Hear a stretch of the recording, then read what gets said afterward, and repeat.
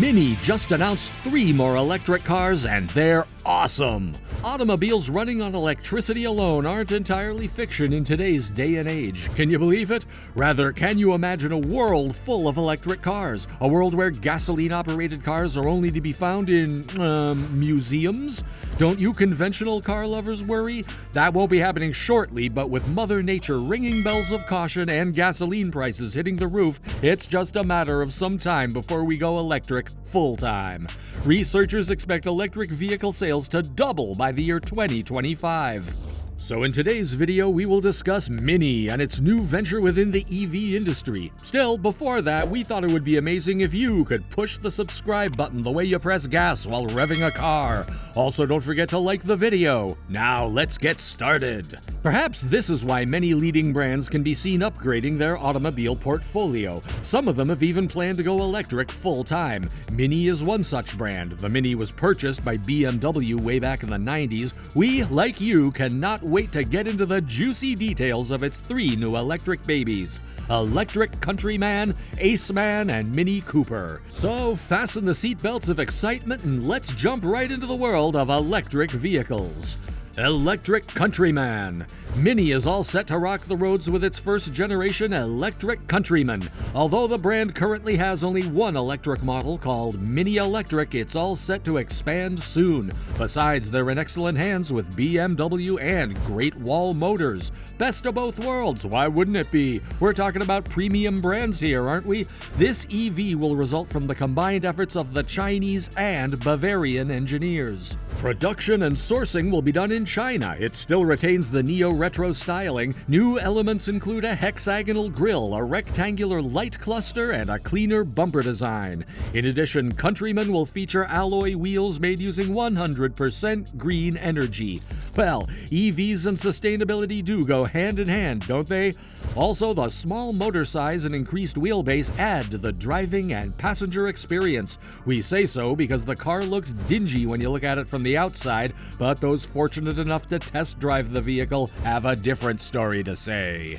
The EV is expected to grow by 7.9 inches in overall length and room space. Larger room space doesn't just mean passenger room space, but also larger battery space. What does that imply? Improved driving range. Thoughtful of them indeed, but that is not to say this infant EV of the Mini series gives a sedan-like experience. But as we mentioned, there is no looking back for this brand, and who knows what's to come.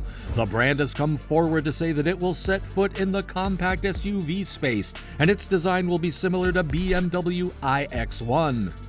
BMW iX1 uses the FAAR platform. How cool would that be? Also, it's a no-brainer who Countryman will rival against: Mercedes EQA and Volvo XC40, in addition to the BMW iX1, as mentioned earlier. Another important point to note here is that Mini follows a different approach when compared to its automobile counterparts, like Volkswagen, for instance. You see, Volkswagen has different styles showcasing the same architecture.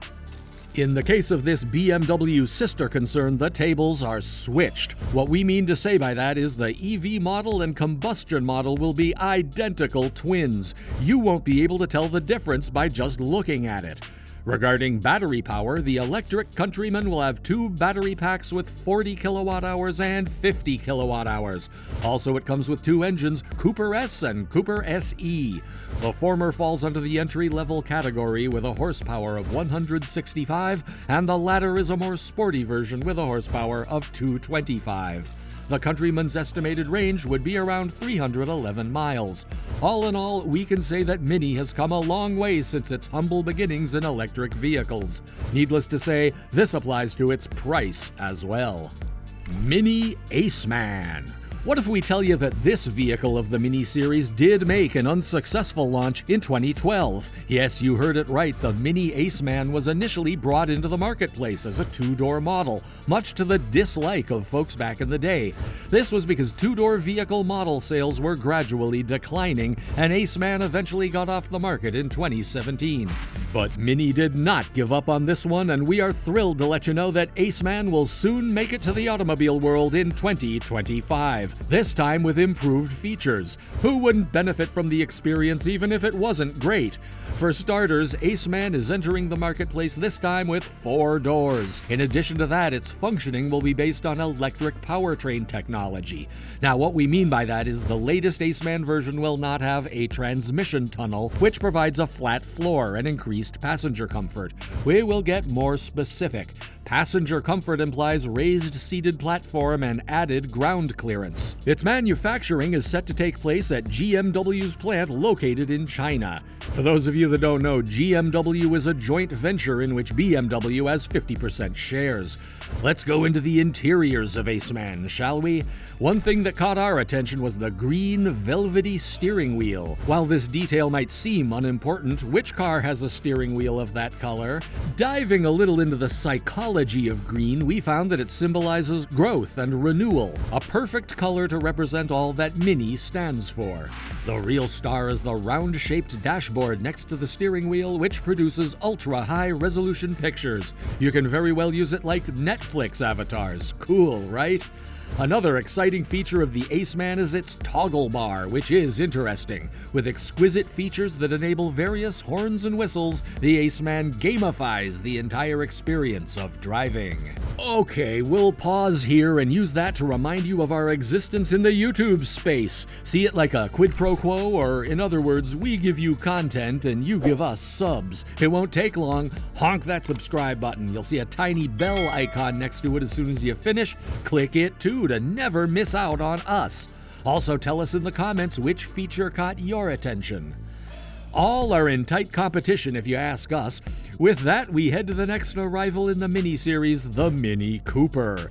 Let's check your attention span so far, shall we? Where in the video do you remember hearing that name? Forgot? Well, allow us to remind you once again, we did briefly mention Cooper at the beginning under Countryman. This isn't to get you confused, but it is to remind you of the fact that one is a subset of the other. Alright, let's continue. Mini Cooper. Unlike its counterparts that use sustainability as their USP, the next generation Mini Cooper focuses on driving. Don't frown as we strike through the cons before relishing the pros of this one. First, it can only cover a distance of 232 kilometers with a single charge. It never fails to provide a premium experience nonetheless. Its interior comprises, among many other things, an 8.8-inch multimedia touchscreen with inbuilt satellite navigation and a wireless phone charger. Its upgraded models allow better customization. Other features include a wider wheelbase and a smaller body. Also, did we mention the Mini Classic circular headlights? They add a lot of character to the car. The front overhang seems shorter than the current generation. To add to that, they will have combustion options available as well, but that will be available only until 2030, after which they will go electric full-time. The production of this brand in the Mini series has shifted to China. This isn't the only brand in the series that has moved its production to other countries. The Countryman, as mentioned earlier, and Aceman are both set to be produced in Germany. While that may add to the frustration of American customers, that certainly wouldn't compromise on quality. Also, increased quality surely calls for inflated prices. That said, this can be considered the cheapest on the list. With that, we come to the end of this video. Is this switch from gasoline-fueled vehicles to EVs a step in the right direction? Tell us. We're excited to know. Also, what topics do you want us to cover next? Engage with us in the comments. We're always all ears for your suggestions. Before we leave, we'd like to remind you of that subscribe and like button gently.